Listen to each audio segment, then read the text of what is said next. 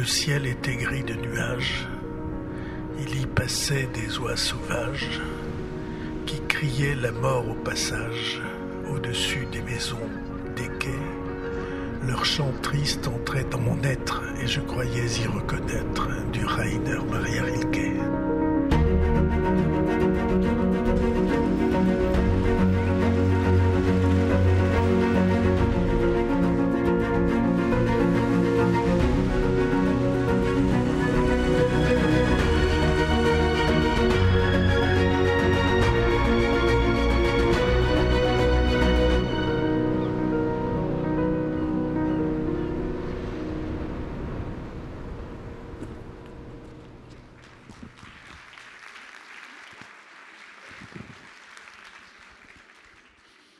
Bonjour, merci à vous, vraiment.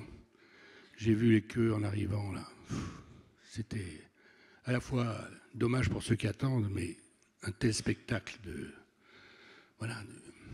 d'envie d'être ensemble. Et ça ouvre bien une journée. Ce matin, j'étais sur le boulevard des Pyrénées. Il y avait des gens qui couraient, beaucoup. Il y avait des gens qui étaient sur la balustrade, qui regardaient les Pyrénées. Ils étaient heureux. Puis après, je suis allé au Café Aragon. Et là, les gens parlaient des idées mènent le monde.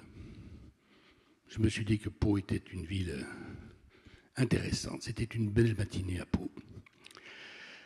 Est-ce ainsi que les hommes vivent? C'est donc le thème choisi pour le 10e anniversaire des idées mènent le monde. Et à vrai dire, on ne pouvait pas imaginer illustrer ce thème sans rencontrer Florence Aubenas, sans l'inviter ici. Parce que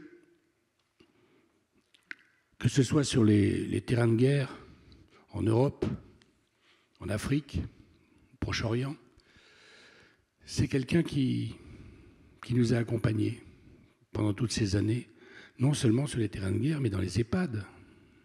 Je ne sais pas si vous avez lu ces reportages sur les EHPAD, il n'y a pas mieux. Il y a les ronds-points, il y a la nuit des attentats à Paris, son errance dans les rues de Paris. Moi, je me souviens, ce sont des choses qui frappent. Et vous savez pourquoi elle est différente des autres, dont j'ai fait partie? C'est que on dit les journalistes sont des observateurs. Et c'est vrai. Les journalistes sont des observateurs. Ils sont là pour dire ce qu'ils voient. Et puis il y a la particularité de Florence Aubenas, qui est qu'elle ne commande pas, elle ne juge pas, elle n'explique pas de son balcon. Non. Pour faire son métier, elle estime nécessaire de rentrer dans l'histoire et de s'impliquer elle-même, pas dans ses écrits, mais dans sa façon d'être. Évidemment, ça change tout. Ça change tout. Quand elle arrive même au point où pour faire un livre, donc ça c'est plus du journalisme traditionnel, je voulais dire, mais c'est un livre. Mais elle a été jusqu'à vivre, s'inscrire au chômage, pour vivre vraiment la vie des employés précaires. Et c'est à partir de ce moment-là qu'elle a jugé possible d'écrire un livre sur eux. Voilà. Florence Aubenas, c'est ça. C'est une personne précieuse. Et vraiment, nous avons été heureux qu'elle accepte de venir ici avec nous ce matin. Merci.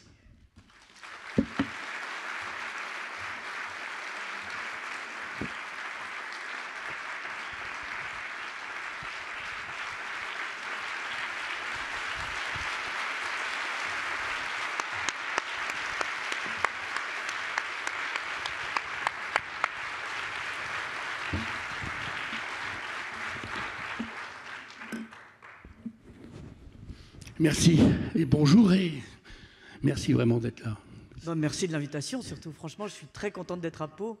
Et ça ne s'est même pas posé. Quand on m'a dit est-ce qu'il faut venir, j'étais ravi. C'est vrai, je disais, dès qu'on a décidé avec François Bayrou de ce thème, je pense que le premier coup de fil, c'était à vous. Parce que, voilà, non, mais je veux dire, parce que vous êtes le thème. Si je devais dessiner le thème... Un mouton. Je ferais votre dessin, mais comme je suis mauvais dessinateur, je préfère prendre une photo, quoi. Non, c'est vrai, vous êtes... voilà.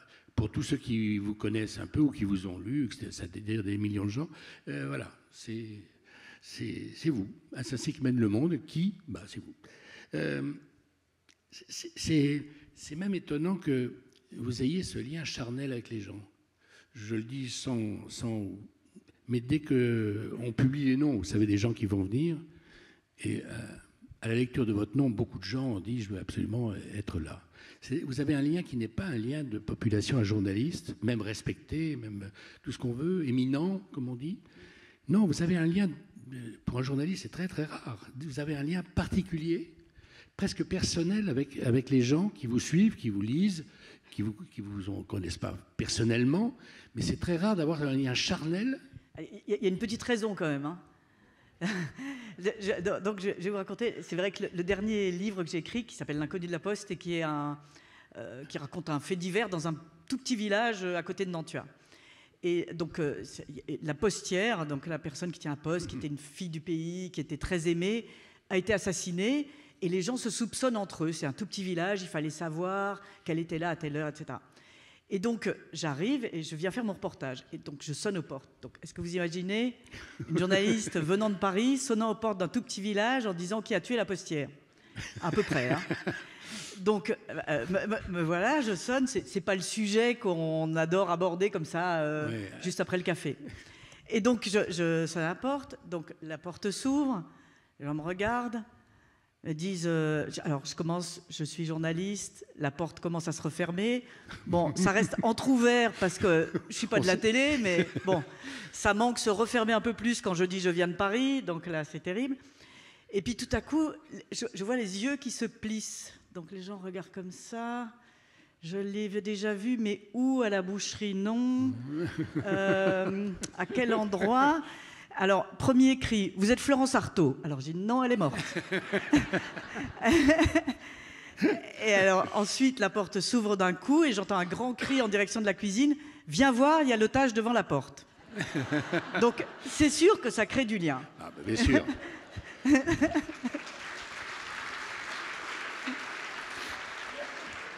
Objection, votre honneur. Il y a eu plusieurs otages. Vous n'êtes pas la seule. Oui, c'est vrai. Bon, il y a c'est peu, vrai que il y a peu de tendance portes qui seraient grandes ouvertes, alors qu'il y a eu des photos et des affiches et de tout ça pour les 3/4 des otages qui ont été otages. Juste une correction à votre humilité. D'ailleurs, quand on dit c'est quelqu'un, un journaliste qui a été sur des terrains de guerre, tout le monde dit alors racontez-nous la guerre, ce que c'était. Et vous avez écrit un jour. Le combat militaire, c'est pas mon truc.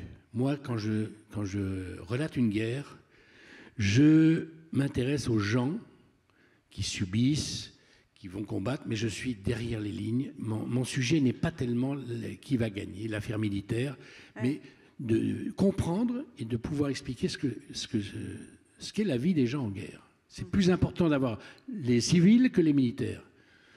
Et c'est vrai que les gens, quand ils racontent, on leur demande toujours comment ça se passe, etc., du point de vue militaire. Alors c'est vrai qu'on a tendance à voir aujourd'hui les militaires comme des militaires professionnels, parce qu'en France, le service militaire pour tous n'existe plus en ces termes-là. Mais la guerre en Ukraine, par exemple, c'est des civils devenus militaires. Donc même les soldats sont des civils, si j'ose dire. Oui. Donc, en cas de mobilisation générale. Voilà, c'est une guerre assez différente en ce sens. Mais c'est vrai que pour moi, la guerre, elle saisit une société dans son ensemble, un pays dans son ensemble, et ne faire que... Alors, il y a une expression affreuse journalistique qui s'appelle... Alors, demain, tu m'envoies... Donc, vous avez votre rédacteur en chef au téléphone. Demain, tu m'envoies un papier boum-boum. Un papier boum-boum, c'est un papier qui est sur la ligne de front, donc machin est avancé, a avancé, l'autre a reculé, enfin, ce genre de choses. Et c'est sûr que quand on est journaliste, aller sur la ligne de front, c'est presque impossible de travailler. C'est des endroits propres à la photo d'une certaine manière. Je dis ça parce que vous n'allez pas être à côté de quelqu'un. Alors là, vous êtes en train de tirer, donc enfin c'est pas possible. Donc il faut y aller pour voir comment ça se passe, pour voir l'intensité, pour voir oui des choses. C'est quand même des endroits incroyables. Enfin il y a il y a 2 lignes de front, un no man's land au milieu, et horriblement, parce que c'est là où sont les morts, parcouru de tout un tas d'animaux, de rats, de choses, d'oiseaux qui mangent les cadavres. Enfin, c'est quelque chose à voir de ce qu'est réellement la guerre. Ça, c'est vrai. Inimaginable. C'est inimaginable. Voilà.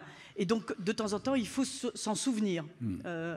Mais c'est vrai que l'essentiel, pour moi, se passe dans les villes, dans les gens bombardés, dans les gens qui vivent la guerre de cette manière-là, comme civils, bien sûr. Mais une autre réflexion très rapide, mais vous dites, quand je relis tous mes articles, je m'aperçois que je n'ai rendu compte d'aucune rencontre avec des gens de pouvoir. Ça, c'est plus particulier pour quelqu'un qui a 20 ans d'ancienneté, 25 ans. Oui, vous êtes bien gentil. Oui. Il est drôlement galant. Hein, je fais semblant de ne pas me souvenir je me disais exactement. Pau, c'est bien, les gens sont... Bref, c'est vrai. Ça, c'est une particularité, parce que le rêve de beaucoup de journalistes, c'est d'être en contact avec les gens de pouvoir, où on pénètre des endroits mystérieux et, paraît-il, décisifs. Mais c'est vrai que quand il y a des élections, notamment présidentielles, etc., on vous demande, le journal vous demande, enfin, met tout le monde sur le pont, hein, toute la rédaction est mobilisée. Et je me souviens de la première élection d'Emmanuel Macron en 2017. Vous l'avez suivi, ça, oui. J'ai suivi cette élection. Et donc, dans l'esprit des gens qui m'envoyaient, il s'agissait de coller à Emmanuel Macron et Madame, de s'immiscer dans tous les trucs, essayer de glaner 3 phrases, etc. Et je dois dire, je n'ai aucun mérite, je n'y ai même pas pensé.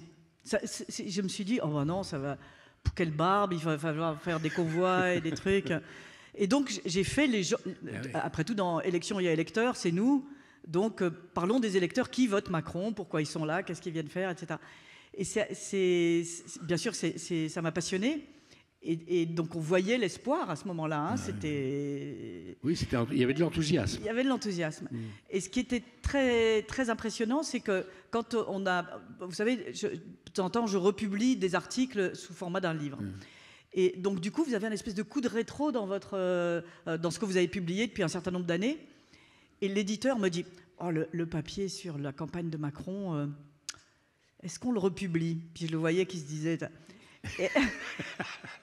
Alors, je dis, ah bah oui. Les temps ont changé. Les temps ont changé. Et moi, je suis pour ça. Je suis pour montrer le pays tel qu'il était à un moment donné. Et je trouve particulier, oui. Oui. Et ce qui me plaît dans mon métier, c'est pas d'avoir le fin mot de « je l'ai dit avant tout le monde, j'ai pensé que… » etc., etc.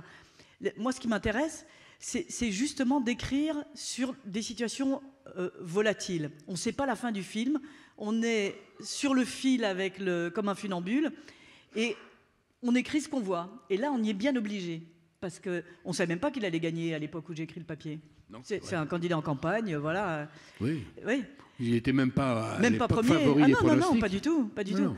Et donc, c'est ça qui m'intéresse dans notre métier. C'est-à-dire, c'est pas d'avoir raison ou tort. C'est de raconter les gens tels qu'ils sont. Le plus fidèlement possible. Et ça oblige à ça, parce que vous faites pas de pronostics, disons.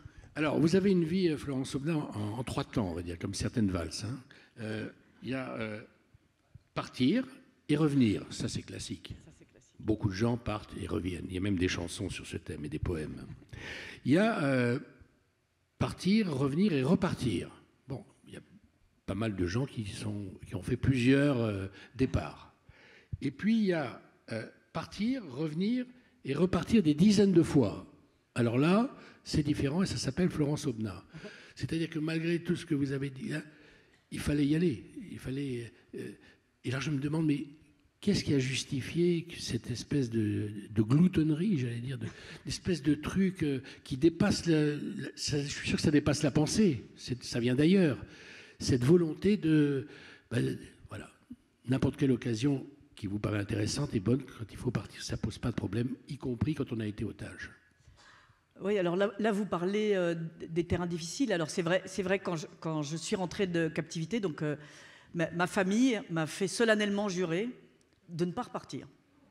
Alors, alors leur grand mot n'était pas au-delà du périph'. Et non, vous avez accepté? Donc vous voyez, c'était serré. Et ça commençait dur. Ça commençait dur, oui, il m'avait bien... Alors j'ai bien sûr dit oui, on est tous d'accord. Ah, vous avez dit oui? J'ai dit oui, bien sûr. Ah bah c'était quand même... les pauvres, ils avaient attendu... J'étais culpabilisée, parce que c'est ça... Vous avez quand vous êtes otage... obligé de vous parjurer, quand même. Oui. C'est-à-dire que c'est quand vous êtes otage, c'est ça qui vous hante. C'est-à-dire, vous, oui, à la limite, vous savez où vous êtes, vous demandez ce qui va vous arriver, bien sûr, mais c'est les autres. C'est-à-dire que quand vous êtes parti en Irak, on vous a dit « Non mais n'y va pas, en plus c'était la période de Noël, n'y va pas, c'est Noël, pourquoi, tu sais que c'est dangereux, etc. » Et votre grand truc, c'est « Il m'est jamais rien arrivé, bien sûr que non, etc. » Et quand ça tombe sur vous, eh ben, vous avez toutes ces conversations qui vous reviennent. Et donc, quand vous revenez, ben, vous avez tendance à dire « Ok, le périph', quoi. » Et donc, ensuite, alors j'ai un peu poussé. J'ai poussé au-delà du périph', etc. Et je suis repartie en Afghanistan, la première fois où je suis repartie loin, dans un endroit compliqué. C'était un bon choix. Calme. Oui, calme. C'était la France reprenait, revenait dans l'OTAN. Et c'est là où il y a eu la fameuse embuscade d'Ouzbine, où des soldats français sont tombés en grand nombre. Et donc là, j'ai donné un petit coup de fil. Tiens, je ne serai pas joignable pendant 15 jours. Alors d'abord, petit rire. Ah, ok. Oui, une aventure personnelle. Ouais, c'est ça. Rien de personnel, etc. Je pars en Afghanistan. Alors il y a eu un flottement. Et puis voilà, et je suis partie. Alors là, je la ramène un petit peu. Mais c'est vrai que sur le moment, on se dit comment moi-même... Bon, là, j'en ai envie, mais comment on va réagir? C'est-à-dire... Vous êtes, le corps a des réactions qu'on ne connaît pas. Donc, est-ce que je vais paniquer sur place? C'est la grande un reporter qui part dans des terrains violents, ça hantise. C'est ça, c'est-à-dire, c'est avoir tellement peur, et on en connaît, qui restent enfermés dans la chambre d'hôtel. Je veux dire, et je le dis, c'est comme le vertige, c'est-à-dire que ça ne se contrôle pas. C'est pas qu'on est meilleur, moins bien, plus courageux, ou je ne sais quoi. C'est le corps qui parle. C'est-à-dire, on ne sait pas ce que le corps peut, d'une certaine manière. Et donc, moi, le premier grand reportage que j'ai fait, et j'y suis restée 3 mois, c'était au Rwanda pendant le génocide, c'est-à-dire que les gens qui venaient me remplacer paniquaient. C'est-à-dire qu'il y avait des machettes, il y avait le choléra, il y avait à peu près tout ce qu'on peut craindre à différents niveaux de trouille, et donc les gens disaient bon écoute, non, en fait c'est pas pour moi, et je repars, et moi je restais oui, mais c'est sans mérite, enfin je veux dire, là ça a l'air d'être formidable, et donc en revenant en Afghanistan à ce moment-là, je me suis dit, est-ce que je vais pouvoir sortir de la bagnole, est-ce que je vais pouvoir sortir de l'aéroport, et ben ça s'est bien passé. Et donc j'appelais triomphalement je suis en Afghanistan, tout se passe bien. Il y avait un silence familial. Et vous, ça n'a rien changé de fondamental chez vous? Parce que j'ai connu Jean-Claude Kaufmann, il habitait chez moi à l'époque à Beyrouth. Et quand il a été otage, je l'ai revu après. Et il a changé de vie du jour au lendemain. Pas par des raisons de peur. Il disait c'est un signal. C'est philosophique, oui. Oui, c'est un signal. On peut pas avoir été otage et continuer comme si de rien n'était. Vous voyez, il s'est dit bon, c'est un signal. Comment je vais faire? Il est allé à Bordeaux. Et puis il écrit sur les vins de Bordeaux. Je connais moi aussi, et j'adore ce type. Il habite sur les vins de Bordeaux. C'est pas par peur, c'est un signal reçu, mais il a compris autrement que vous. Oui, alors moi je suis mauvais otage, on me l'a toujours dit. Oui, c'est ça. Ouais, les ravisseurs me le disaient déjà, ils disaient vous êtes nul comme otage. C'est vraiment Ah oui? Ils m'appelaient l'otage. Mauvaise note. Oui, on avait des numéros, ils nous appelaient par des numéros. Donc 1, 2, 3, bon, etc. Et moi j'étais numéro 6. Et chaque fois, ils appelaient numéro 6, ils disaient on devrait vous appeler 0. Vous êtes l'otage 0, vous êtes nul, etc. Pourquoi nul? Parce que alors, je vais vous raconter une scène pas très glorieuse en ce qui me concerne. C'est quand vous êtes pris comme ça en otage, vous avez vraiment l'impression, vous avez traversé le miroir. C'est-à-dire que vous êtes, vous dites qui va venir me chercher dans cette cave. Bon, pas grand monde.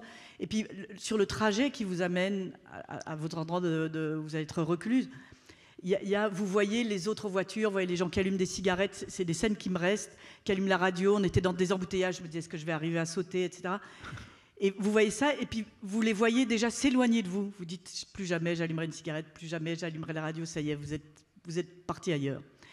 Et à la fois, vous vous accrochez, vous dites quand même, voilà. Et donc on arrive dans cette cave, on vous incarcère, on vous ligote, enfin, toutes ces conditions d'enchaînement qui sont celles des otages. Et les types qui vous détiennent vous disent, bon, à partir de maintenant, vous ne parlez plus, vous ne bougez plus, et vous vous comportez comme un animal sur un grabat. Et donc, au bout de... Bien sûr, là, je vous dis que j'ai obéi au doigt et à l'œil. Hein. Et là-dessus, il re-rentre au bout de 10 minutes. Il y avait d'autres otages que moi, voilà, on était assez nombreux. Et il rentre au bout de 10 minutes en disant, vous avez parlé. Mais je me serais coupé la langue plutôt que de parler, ça, je vous dis. Et en fait, je ne comprends pas du tout à ce moment-là qu'il s'agit de me dire, vous êtes en notre pouvoir. Et donc, quand on vous dit que vous avez parlé, c'est que vous avez parlé. Et d'ailleurs, on va vous casser la gueule et vous punir parce que vous avez parlé et que c'est très mal et c'est pas ce qu'on vous demandait. Et moi, je ne le comprends pas. Je me crois toujours dans un reportage et je dis, c'est faux, je n'ai pas parlé, qu'on m'amène mon avocat quasiment. Hein. Donc, complètement en décalage. Alors, eux se disent, mais elle est trop bête, celle-là. Alors, elle ne comprend pas qu'il y a de nouvelles règles. Elle ne comprend pas que le message qui est en train de passer. Donc, les coups commencent à pleuvoir et plus je proteste. C'est faux, quelle honte, etc. Et donc, le truc s'envenime. Bon, voilà, je vous passe la suite. Et on en reste là. Et avant de comprendre, je me dis, quand même, c'est pas juste. J'ai été accusé injustement. Je suis dans ma bulle. Ils ne respectent pas la loi, ces gens-là. C'est pas normal. Je veux dire, des preneurs d'otages, quand même. Les droits de l'homme, ça existe, merde. Et donc, il y a cette espèce de truc. La petite journaliste française débarquant de Paris qui pense que, oh là là, c'est pas... Otage, d'accord, mais... Et donc, au bout d'un moment, je comprends ça. Et en fait, cette façon de faire il nous faisait nous surveiller entre nous. Et donc, quand une fois par jour, on sortait pour aller aux toilettes, il nous demandait, est-ce que quelqu'un a parlé? Et donc, on était censés se dénoncer les uns les autres.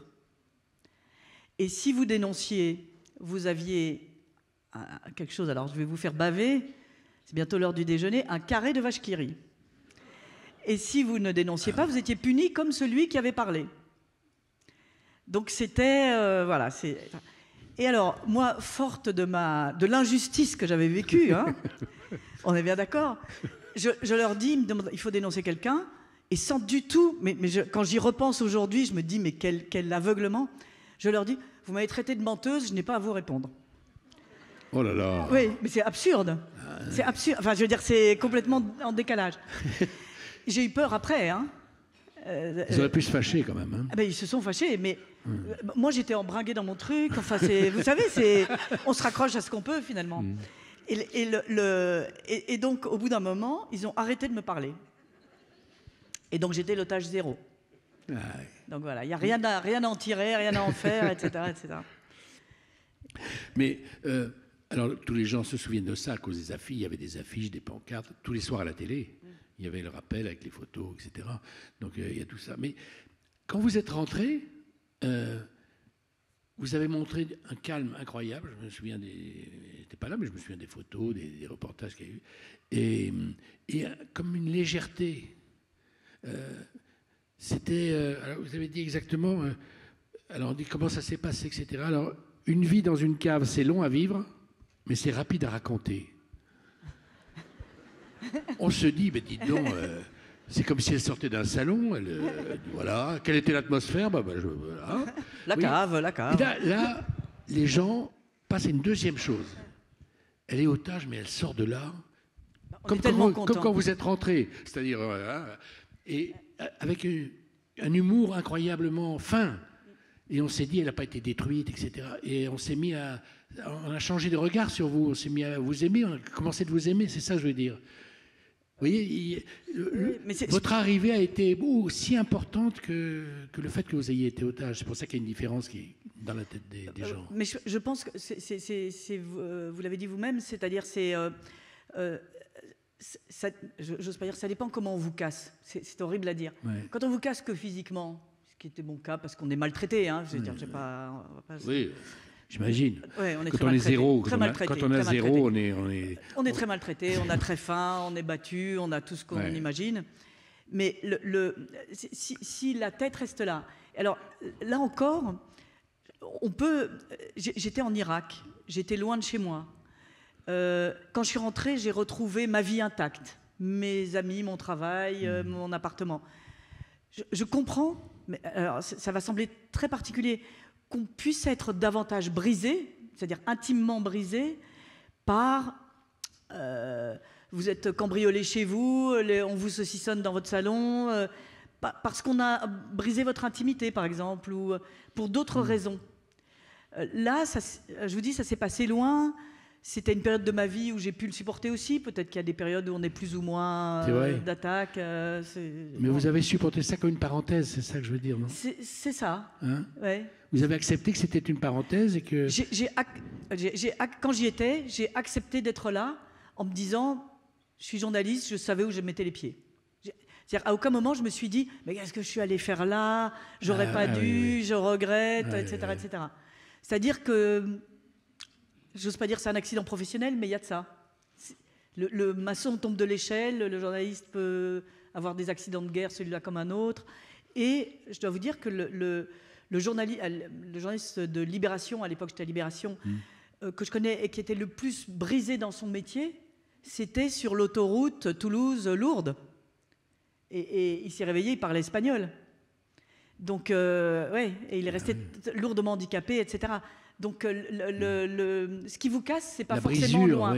C'est pas forcément une aventure comme ça, entre guillemets, héroïque.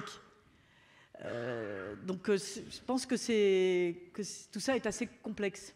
Dans un de vos reportages, j'ai lu que les gens vous surnommaient Leïla. Non? Vous n'étiez pas simplement Zéro, vous étiez aussi Leïla.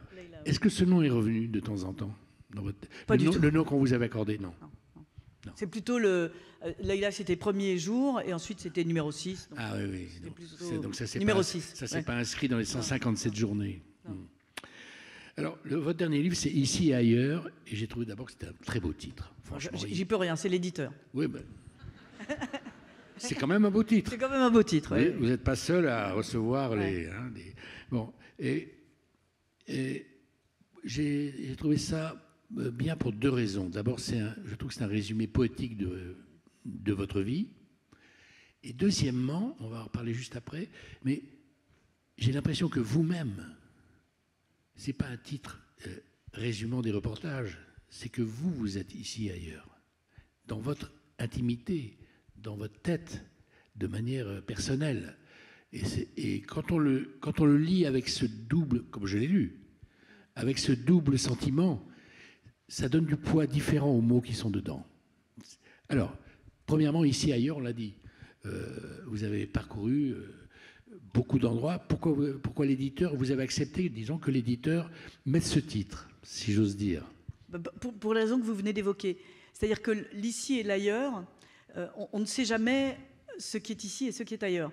Je vous donne un exemple. On a tous entendu parler des élections américaines, je pense. Et il y a eu beaucoup de reportages un peu partout sur l'électorat de Trump.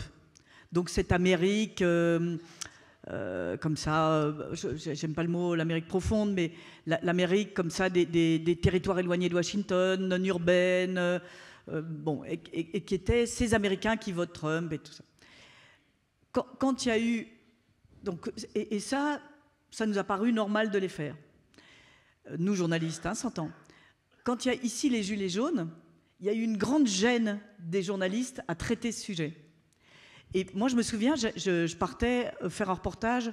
C'est par accident que vous êtes arrêté? Par accident, par accident pur.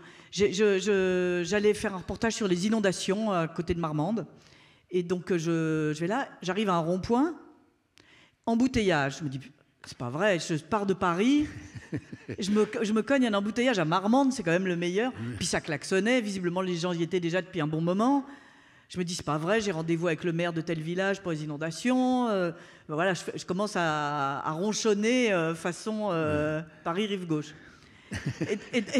Et donc là, je sors de la voiture, je dis qu'est-ce qui se passe, etc. Je vois ce qu'on a tous vu. la petite cabane construite, le barbecue avec 3 saucisses, il est 9 h du matin, les gens avec leurs gilets jaunes, bon, les scènes, toi oui, toi non, tu passes pas, enfin tout ce qu'on a vu, voilà. Et je me dis, non, pas les inondations, les gilets jaunes. Et donc je me gare sur le côté, je dis bonjour, je suis journaliste, etc. Ah, vous voyez, journaliste. On m'assoit sur une chaise en plastique, il faisait assez froid, hein, c'était en novembre déjà. Donc on m'assoit sur une chaise loin du petit feu avec le brasero, etc. Donc j'avais... Bon. Et surtout, bêtement, on pense toujours que je vais vers Bordeaux, il va faire très chaud, donc j'avais pas prévu. Oui, les poncifs, voilà. Ouais. Et donc, ils me disent, le porte-parole arrive, il était 9 h du matin, vers 17 h, vous allez l'attendre parce que c'est lui qui a le droit de parler de nous. Et j'ai dit d'accord. Donc je m'assois là, et il tourne. Vous savez, j'avais l'impression d'être comme dans ces westerns avec le cow-boy ligoté et les Indiens qui tournent autour. Donc il tournait autour en reniflant la journaliste de Paris qui était là. Et au bout d'un moment, ils en ont eu plus marre que moi. Et ben, bon, alors qu'est-ce que vous faites? Bon, il y a une a eu pitié, je vous sers un café. Enfin bon. Et c'est parti comme ça. Et donc je suis restée sur ce rond-point 1 jour, 2 jours, 3 jours, 4 jours, 10 jours. Et quand j'ai appelé le journal au bout d'un jour, je dis voilà, je suis sur un rond-point, etc. Et le journal m'a dit mais on l'a déjà fait. Et c'est vrai que je sais pas comment dire ça sans couper la France en deux, ce qui n'est pas non plus mon but. Mais c'est très important. Mais c'est vrai, oui. parce qu'il y avait cette impression que c'était pas à nous, c'est oh là là. C'est pour les sociologues. Qu'est-ce qu'ils veulent encore? C'est pour les sociologues. Voilà, on en parlera dans 20 ans, il y aura des thèses, voilà. Et en attendant, on ne sait pas trop quoi en dire. On ne sait pas trop quoi en dire. Qu'est-ce qu'ils votent? Qui sait? Il y avait cette gêne autour de ça. Et donc, au bout d'un moment, j'ai fait un papier, et certains de mes collègues m'ont dit, m'ont traité de traître. En disant, mais quoi, on dirait que tu trouves ça bien. Je dis, mais je trouve ça ni bien ni mal, je trouve que ça existe, c'est tout simplement ça. On n'est pas là pour dire le bien et le mal, nous, c'est pas notre travail. Mais il y avait ce sentiment de... et c'est très particulier, et c'est vous l'avez compris, un des gros travers de la presse. C'est vrai. Mais rien ne m'étonne dans cette réaction, bien sûr, ouais. C'est comme ça. Et oui, ils ont mis un moment à publier, non ou pas? Non, pas du tout. Non, mais en revanche, on ne s'est pas posé la question pour publier des électeurs qui ne nous ressemblent pas et qui votent Trump. Donc l'ailleurs était au rond-point de Marmande et pas aux États-Unis. Et pas à 6000 km. Et c'est ça qui est toujours fascinant dans qui on est, à quoi on ressemble. Alors, je disais que ici et ailleurs, c'est votre nature même. C'est pas simplement le titre que vous avez accepté. C'est pas simplement s'arrêter au rond-point au lieu d'aller voir le maire du village que vous deviez voir. C'est que j'ai lu dans plusieurs textes que vous êtes né en Belgique, et jusqu'à l'âge de 17 ans, vous étiez en Belgique, et vous êtes venu en France, commencer vos études, etc. Et dès ce moment-là, j'ai cru comprendre que vous étiez ailleurs déjà. En France, c'était déjà être ailleurs. Et que cette idée d'ici et d'ailleurs, vous habitez personnellement, que c'était votre fond profond. Mais c'est vrai. C'est-à-dire que je suis française, mes parents sont français, ils se sont installés pour des raisons professionnelles en Belgique, ouais. Voilà, tout bêtement. Mais donc on était en Belgique, alors c'était le début... pas de l'Union européenne, pas le début d'ailleurs, mais enfin, c'était l'Europe. Voilà, mon père était naissante, oui. Voilà, était employé à l'Union européenne à l'époque, et donc c'était l'époque où l'Europe, vous voyez, je vous parle d'un temps, hein, où l'Europe était fêtée. Ne riez pas non plus. Donc à Bruxelles, c'était formidable. Et donc on avait des cartes particulières qui disaient qu'on était là pour l'Europe. Et donc on montrait ces cartes, et donc on était un peu hors sol, même nous les enfants, hein. Donc on avait ces cartes, ça s'appelait la Croix Bleue, il y avait une Croix Bleue sur cette carte. Et donc on se promenait comme ça en Belgique, un peu, voilà. Et on était français, mais sans être vraiment français. Quand on arrivait en France, on nous appelait les Belges. Quand on était en Belgique, les Français. Enfin bon, bref, il y avait ce côté comme ça, toujours un peu en décalage. Et quand je suis arrivée en France, c'est vrai que j'ai jamais... C'est resté ce côté... je ne vous cache pas, parfois, dans mon propre appartement, j'ai l'impression d'être envoyée spéciale. Donc je me dis, est-ce que ça va durer? Est-ce que... ouais, est-ce que c'est... Tu vois, on me demande toujours, mais vous habitez Paris, vous êtes parisienne, alors je ne sais jamais trop quoi répondre, ça fait un moment que j'y habite, mais vous êtes née où en Belgique? Vous êtes belge? Non, pas vraiment non plus. Donc il y a toujours ce côté difficile à définir, et qui est ici et ailleurs. Mais est-ce que ce sentiment d'étrangeté, j'utiliserais ce mot-là, où qu'on soit, y compris chez soi, est-ce que c'est pas ça qui vous différencie de beaucoup de gens et qui vous permet de faire les choses autrement et de penser autrement, tout simplement, structurellement? Peut-être. Alors, je vous le dis, vous allez être déçus, je suis mauvaise en introspection. Donc, moi aussi. Mais, voilà. Mais j'espère toujours que l'autre le sera. Sera un peu meilleur. Donc peut-être que c'est vrai. Je pense que c'est fondamental. Ouais. Je ne suis pas comme ça personnellement, mais je pense que c'est fondamental. C'est une différence très importante, structurelle, importante. Ouais. On n'a pas de maison de famille, on n'a pas d'ancrage. Oui. C'est quelque chose de très puissant. Oui. Et qui peut-être permet de s'arrêter à un rond-point au lieu d'honorer le rendez-vous du maire, parce qu'on est pris par l'étrange d'un coup qui correspond à quelque chose dont on a envie, quoi. Oui, c'est vrai. Et souvent, les sujets, on les voit. Enfin, quand on est journaliste comme ça, les sujets, on les voit passer. Hein. Ben oui, bien, ça défile. Ça défile. Vous parliez des EHPAD tout à l'heure. C'était vraiment ça aussi. Hein. C'est-à-dire, vous voyez tout à coup, pareil, 10 filles qui font grève devant un EHPAD. Vous arrêtez, elles font grève depuis 4 mois, 5 mois. C'est la plus longue grève de France. Vous dites, c'est pas possible. 4 filles qui gagnent à peine leur vie, qui sont là devant sans espoir aucun de gagner jamais. Et vous dites, qu'est-ce qui se passe dans un EHPAD pour rencontrer ça? Et c'est elle qui vous raconte. Et pour ne rien vous cacher, à un moment, j'ai même pensé... Je me suis dit que j'avais fait ça à Quai Louis-Stréham, où effectivement je m'inscris au chômage. Je me suis dit, tiens, je vais me faire embaucher dans un EHPAD. Et finalement, je ne l'ai pas fait. Pareil, sans me dévoiler. Sans vous dévoiler. Et je ne l'ai pas fait parce qu'on est confronté, et ça c'est une grande difficulté quand on est journaliste, on est confronté à maltraiter les gens. C'est-à-dire que moi aussi, je ne suis pas mieux qu'une autre, on vous dit il va falloir lever 15 personnes ce matin et leur brosser les dents, etc. Et les coucher le soir, etc. Et je vais faire comme tout le monde, je vais aller trop vite, je ne vais pas bien les traiter. Et si j'essaye d'être parfaite, allez, entre guillemets, je vais voir les autres le faire. Et qu'est-ce que je vais faire? Je vais faire un bouquin et les dénoncer. Madame Machine oui, voilà. A maltraité le pensionnaire. Voilà. Et ça me met dans une position qui n'est pas possible, que moi, je n'assumerais pas.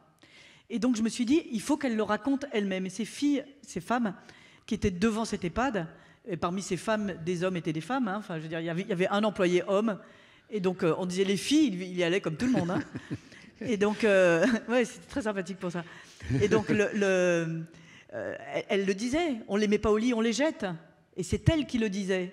C'est-à-dire, ça a beaucoup plus de force que si moi j'y vais sous couvert de blouse, racontant ma voisine dont je ne donne pas le nom parce que c'est gênant. Elle le disait avec son nom. Ouais. Et donc, c'est ce qu'est le point de vue d'un journaliste. À quel endroit on regarde? À quel endroit on regarde la campagne de Macron? À quel endroit on regarde un EHPAD? À quel endroit on regarde une guerre? Il est fondamental sur ce qu'on veut dire.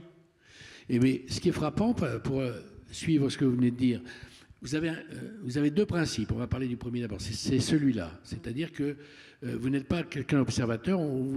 Je me souviens d'un reportage sur Millau, un hyper-U à Millau, Amande, en Lozère. Il y a 5 pages, c'est dans le livre, hein, il y a 5 pages, et vous ne posez pas une question. On est dans le marché complet. Ça y est, je suis dans le marché de Mende, hypermarché de Mende. Tout le monde parle, tout y est, mais vous n'y êtes pas. Et ça, c'est cette espèce de volonté de disparaître dans le récit. Alors que d'habitude, les gens disent « alors je lui ai posé telle question, il m'a dit que c'est pour vous montrer que, etc. etc. » Non, vous n'apparaissez pas personnellement comme étant, dans l'écrit évidemment, mais pas dans le récit. Dans le récit même, oui, alors on apparaît parce que on choisit l'endroit, on choisit à qui on bien parle, sûr. etc. Donc ça bien sûr, c'est important. Mais je pense que dans beaucoup d'articles, apparaître fausse le regard de celui qui je vous crois lit. aussi, oui. Ouais. Alors, je me suis posé cette question en faisant ce bouquin dont on parlait au début sur le fait divers, l'inconnu de la Poste. Et donc, je me suis dit, voilà, je vais c'est compliqué parce qu'il y a beaucoup de personnages. Je voulais montrer à la fois la famille de la victime, un type accusé à tort, un type dont on a retrouvé l'ADN, l'enquête, etc. Donc, il y a de multiples points de vue. Alors, on a un mot atroce dans la presse qui s'appelle le fil rouge. Alors, choisis un fil rouge parce que sinon, les gens ne comprennent rien. Donc, il faut vraiment les prendre par la main et leur expliquer. Voilà. Etc. Et donc, je me dis, bon, quel autre fil rouge que moi? Allons bon. Je vois quand il y a un type qui s'était fait comme ça, j'ouvre juste un petit tiroir, un formidable journaliste américain qui s'est fait embaucher comme gardien de prison. Et donc, il se fait embaucher comme gardien de prison. Au bout de 3 mois, il n'en peut plus de ses collègues fachos, etc. En plus, aux États-Unis, c'est la folie. Il sort, va voir son éditeur en disant « ça y est, j'ai tout ». Donc, je vais commencer à écrire le bouquin. Alors, l'éditeur lui dit « raconte-moi ». Et il dit « quel est ton fil rouge ?» Et le type a la même réponse que celle que je viens de vous faire. « mais le fil rouge, c'est moi ». Et l'éditeur lui dit « retourne-y ». Et donc, voilà, je me rends vite compte que le fil rouge, c'est moi, n'allait pas. Et donc, je me suis dit je vais prendre un policier. Et ça faisait tout de suite série télévisée. Bon. Et donc, j'ai préféré faire parler tout le monde, donner la chance à tout le monde d'avoir une voix qu'on entend, etc. Et une chance au lecteur de se dire peut-être que si, peut-être que ça. Ce livre, ça m'étonne toujours parce qu'il y a des gens qui continuent à me dire, il y a un type qui a été innocenté dans ce livre, qui était accusé à tort. Les gens me disent, moi je pense toujours qu'il est coupable. J'ose pas dire que ça me fait plaisir, pas pour lui en tout cas, mais au moins l'enquêteur a eu sa chance dans le livre. Certains y ont cru. Et la deuxième exigence que l'on sent dans vos papiers, c'est rester longtemps. Et ça, c'est vrai que c'est un secret. Oui. Tout à l'heure, vous l'évoquiez d'ailleurs pour le rond-point. Ouais. Vous aviez un rendez-vous à 15h30 avec un maire. Vous étiez furieuse dans un premier temps d'avoir 15 minutes de retard. Et après, vous êtes resté 2 semaines. Après, 10 jours. Ouais. 10 jours. Ouais. C'est-à-dire qu'il faut 10 jours pour qu'on soit nourri complètement. On ne sait pas le temps qu'il faut. Mais il faut donner la chance au temps. Et ça, c'est fondamental. C'est-à-dire, alors c'est pas toujours possible, hein, bien sûr, parce que y a des actualités qui vont plus vite que d'autres. Il y a parfois il faut écrire vite. Enfin, donc là cet été, je suis restée pour les Jeux Olympiques, vous voyez. Et donc là encore, là encore, je n'ai pas couvert les épreuves, mais les gens dans les rues, les faits olympiques. Et donc, ça m'a passionné. Là, vous rendez vos papiers en une journée, parce que c'est les Jeux Olympiques. Et que le journal pas mettre 15 jours, et les Jeux sont finis, je vais vous raconter les Jeux. Donc, il y a aussi... Mais ce jeu avec le temps, comment on le gère, c'est aussi un des grands enjeux, sans jeu de mots, journalistiques, bien sûr. Alors, vous l'avez vécu sur place. Vous seriez resté un jour et demi, disons. On ne comprend rien. Alors, j'allais vous dire. Et resté 2 semaines, vous avez complètement transformé la manière dont vous aurez rendu compte des Gilets jaunes, ou pas? Bien sûr. Oui.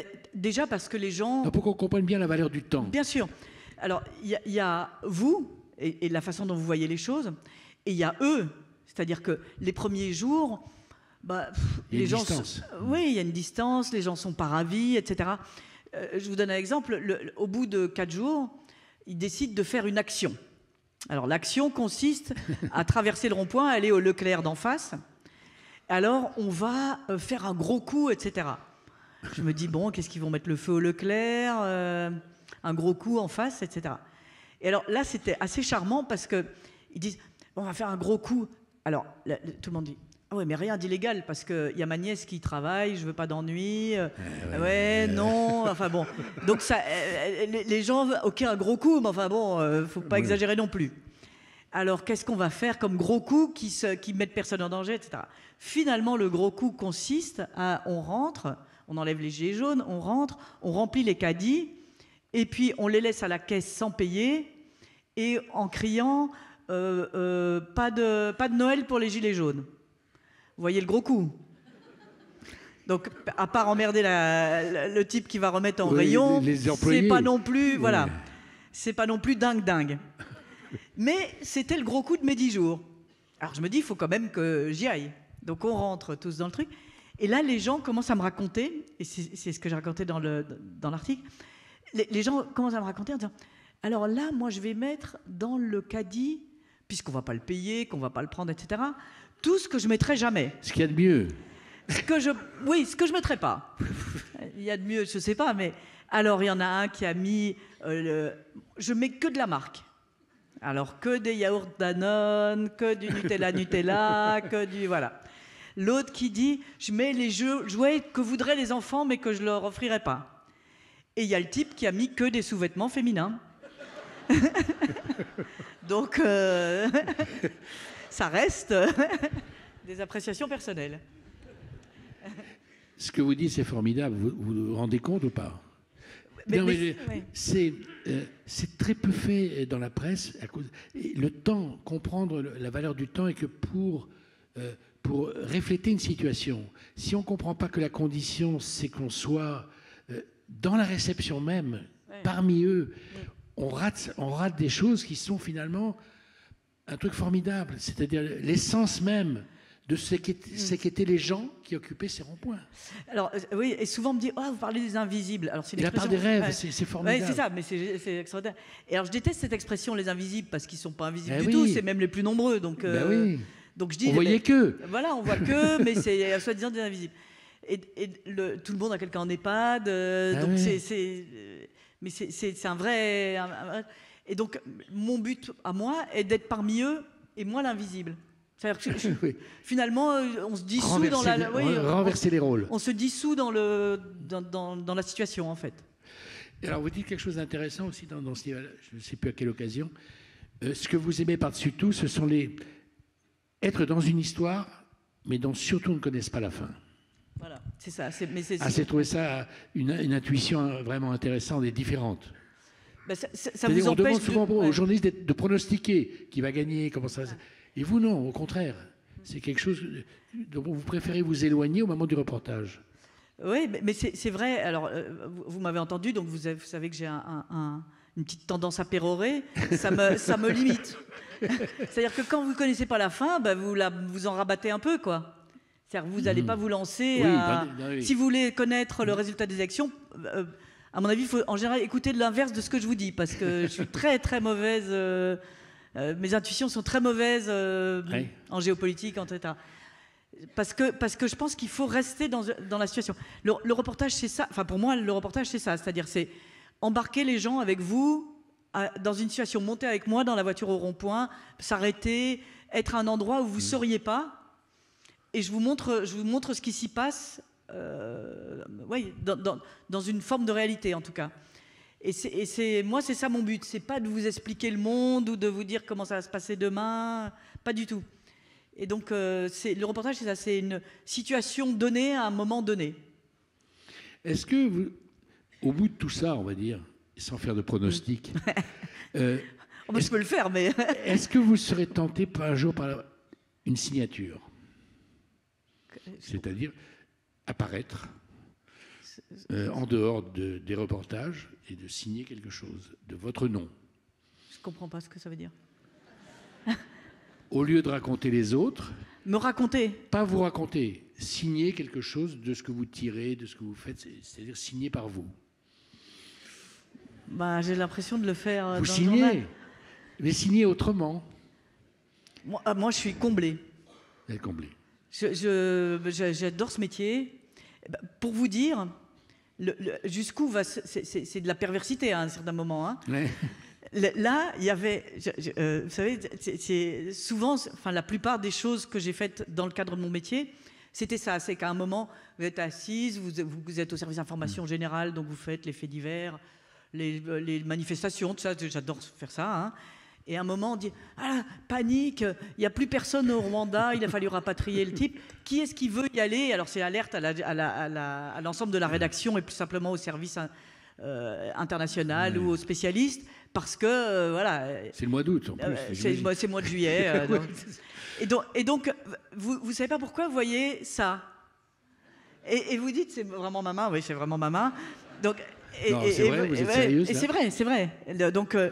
Et là, j'ai eu ce même sentiment, j'en riais toute seule. Il y avait, au journal, là, la semaine dernière, on dit ouais, ça y est, ça va être Noël et Nouvel An, etc. Il y a 540 journalistes. Hein. Voilà. Et pour la permanence de Noël et Nouvel An, le type qui devait la faire a refusé finalement pour x, y raison, sa grand-mère, son grand-père, la bûche, etc. Donc finalement, il n'y a personne qui veut le faire. Et j'en riais tout seul en me disant encore un Noël de foiré. Ouais, et à la fois, ça m'a fait rire. Je me suis dit, ouais, allez, il faut rejouer, relancer les dés, quoi. Débordé presque inconsciemment. Inconsciemment. Et je vous dis, après, je me suis dit, putain, je vais devoir appeler en disant, encore une fois, finalement, comment vous dire, prévoyez sans moi, etc. Je ne serai pas sur la photo. Bon, mais je vous dis, au bout d'un moment, ouais, ça me fait rire. Pourquoi avez-vous coécrit un livre qui s'appelle Résister, c'est créer? Alors, je l'ai écrit avec un philosophe. À un moment, je me suis dit, il faut quand même que j'essaye de réfléchir un peu sur mon métier, c'est ça, faire un pas de côté, etc. Et donc, j'avais rencontré, dans le cadre de mon métier d'ailleurs, ce philosophe, Miguel Benassayag, qui est un Argentin, qui a vécu la dictature, etc. Et on avait sympathisé sur on s'était rencontrés pour des motifs professionnels, et on a sympathisé. Et lui était très investi dans comment faire, non pas de la politique, mais du militantisme. Hein, qu'est-ce que ça veut dire résister? Qu'est-ce que ça veut dire? Et donc, il m'a proposé de faire ce livre ensemble, et j'ai dit oui, et ça m'a été très utile. Moi, je suis quelqu'un comment vous dire, d'autodidacte d'une certaine manière. C'est-à-dire, j'ai fait des études, alors ça fait ronflant comme ça, j'ai fait Hippocagne et Cagne, ne me félicitez pas. Oui. Mais c'est vrai que dans la pratique, c'est pas mon outil de tous les jours. Et ensuite, j'ai fait directement une école de journalisme, donc c'est pas des études théoriques, en tout cas c'est des études plutôt abstraites. Et j'ai toujours eu ça. Enfin, les journalistes aujourd'hui, ils ont tous fait Sciences Po, etc. Et je m'étais dit, tiens, je vais faire des cours de rattrapage. Et c'était mes cours de rattrapage. Est-ce que, juste quelques mots, est-ce que vous avez une phrase qui vous a accompagné depuis le début de vos errances, comme ça, à laquelle vous pensez de temps en temps, qui n'est pas écrite par vous, mais qui pourrait, comme ça, revenir de temps en temps à votre... ou un livre, ou une inspiration. Je cherche quelque chose qui est une permanence dans... Alors, c'est vrai... À part le geste, qui est en soi magnifique. Vous le faites vite, moi c'est plus lent.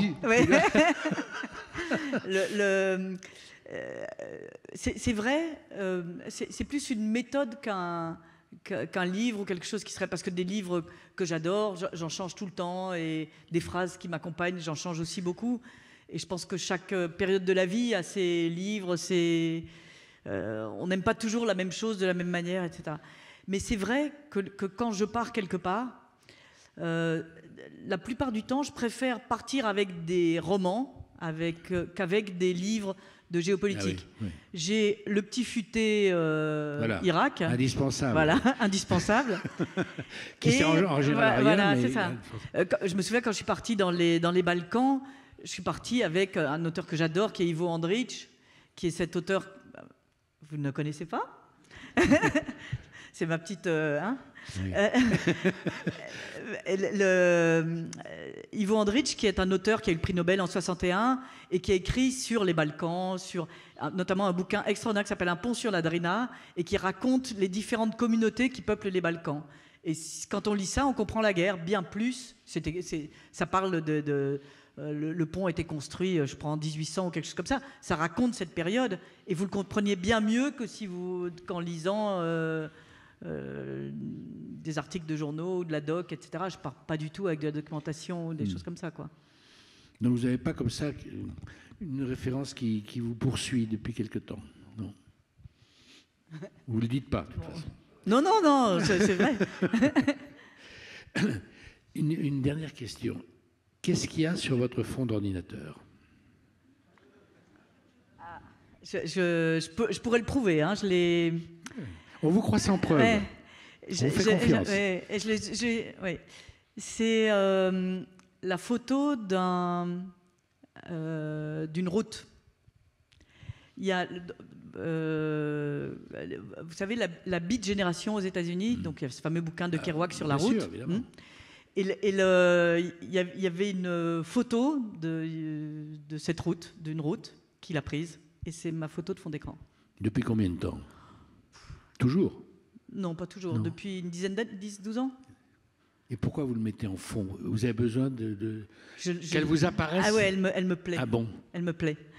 J'aime aller ici et ailleurs, vous l'avez compris, mais j'aime également le temps du voyage. C'est-à-dire que là, je vais vous donner un exemple très concret. Pour venir ici, à Pau, j'avais un avion hier soir. Et tout à coup, je me suis dit, je vais y aller en train. C'est con, hein, parce que... Je vais tomber sur un rond-point, on ne sait jamais. Non, mais parce que j'aime bien de temps en temps sentir le trajet, voir la distance, longueur des kilomètres, prendre le train, voir les gens dans le train, enfin tout le temps d'un voyage, voilà, l'épaisseur d'un voyage. Et c'est du coup, alors je vous rassure tout de suite, j'ai du mérite, mais je rentre quand même en avion. mais j'aime bien qu'une partie du voyage soit méritée. Je ne sais pas comment dire. Donc, cette route signifie ça pour moi. Ça signifie le temps d'un voyage. Et la photo représente juste une route ou il y a... Non, juste le macadam. Ouais. Je vous la montrerai tout à l'heure d'ailleurs. Et qui veut la voir la verra. À mon avis, au moment des signatures, je vous conseille d'avoir l'ordinateur avec vous sur la table. Parce que c'est un élément essentiel chez vous. Ouais, on voit même, on voit même pas que c'est une route, c'est du macadam avec une ligne blanche au milieu. Oui. Donc, parce que pour moi, il y a le départ, Paris, les bagages, le billet d'avion qu'on prend, l'excitation, le reportage qu'on monte, qui est un moment génial. Oui. Voilà, alors je vais voir je vais aller à quel endroit je vais, etc. Ah, moi, ça me rend dingue. Ah ouais. Et ensuite, il y a l'endroit où on arrive. Cet endroit qu'on ne connaît parfois pas du tout, où on arrive complètement sonné, ravi, angoissé. Enfin, il y a 1000 sentiments contradictoires. Mais entre les deux, il y a ce temps du voyage que je n'aime pas forcément réduire. Et donc, j'aime en arrivant, comme m'arriver ici... Le voyage en soi. Le voyage en soi. Le temps du voyage. Et alors, je le prépare. Est-ce que je prends une bouteille d'eau? Oui, mais c'est un vrai... J'aime vraiment ça. Oui. En général, je prends un paquet de gâteaux, ça permet d'offrir aux voisins. Alors, vous êtes qui? Faites quoi? Oui. Et dans le train... Ah non, je suis l'emmerdeuse typique. Vous voyez, la femme à côté. Vous avez envie de lire votre bouquin ou parler avec votre copine ou copain. Oui. Alors, vous voulez un gâteau? Qu'est-ce que vous faites là? J'ai cette horrible déformation professionnelle. Je suis avec des copains, je dîne, par exemple. Et il y a quelqu'un qui dit « Ah, tiens, hier, j'ai fait ça. » Je regarde, c'est un sujet. Alors, de tout transformer en conférence de rédaction. Bon, c'est mon drame. Donc, tout le monde est descendu à Pau avec vous sans compter à Biarritz, quoi. Ils sont restés à Pau. Non, plein sont allés jusqu'à Biarritz. Mais il y avait un problème de voix, alors qui va dans quelle voix? Oui, c'était formidable. J'ai beaucoup aimé, oui. Comme quoi, il n'y a pas que l'Irak. Non. C'est tellement incroyable, après vous avoir entendu, de relire des choses de vous. C'est vrai parce qu'on lit autrement. Vous savez, une fois qu'on a vu quelqu'un, rencontré quelqu'un, en relisant, on cherche à retrouver une résonance avec ce que vous venez de dire. C'est-à-dire qu'on vous a vu physiquement, vous a vu intellectuellement, on vous a vu passionnément, vous avez perdu. Et donc, quand on lit autrement. Ouais, vous êtes d'accord? En tout cas, moi, c'est un réflexe que j'ai aussi quand je lis. C'est-à-dire que quand je lis, parfois je me dis, alors quelle tête il a, quelle tête elle a. Oui, bien sûr. Quelle est sa vie, bien sûr, l'éveil de curiosité multiplie l'attention c'est vrai. Sur le récit. En tout cas, la chose la plus importante que je retiens, il y a une chose que je retiens. Le fond d'écran. Alors, 2, pardon. C'est que vous aimez les gens et que les gens vous aime en retour. Bon, bah, écoutez, C'est vrai. c'est gentil. C'est parce que, non, mais quand on parlait tout au début du lien particulier, tout est dit quand on a dit ça, parce que c'est la raison pour laquelle les gens vous regardent autrement qu'un journaliste du Monde. Ouais, mais à cause de la route, effectivement. Ouais. Oui, mais je vous dis, je suis la personne qu'on n'a pas envie d'avoir comme voisin comme voisin de train, quoi. Je plains de malheureux. Vous avez rigolé. Vous savez, on s'enregistre avant de monter en avion. Et je regardais le truc, je me dis, est-ce qu'il y a quelqu'un déjà à côté, le pauvre ou la pauvre, qui va être à côté de moi? Qui va être à côté de moi. Bonjour. Je crois que c'est ma boucle de ceinture, c'est ma façon d'embraguer la conversation. Eh bien, consolez-vous, il y a ici plusieurs centaines de personnes qui sont volontaires. D'ailleurs, ils vont vous le prouver en continuant cette conversation avec eux. Merci beaucoup, en tout cas. Merci à vous tous.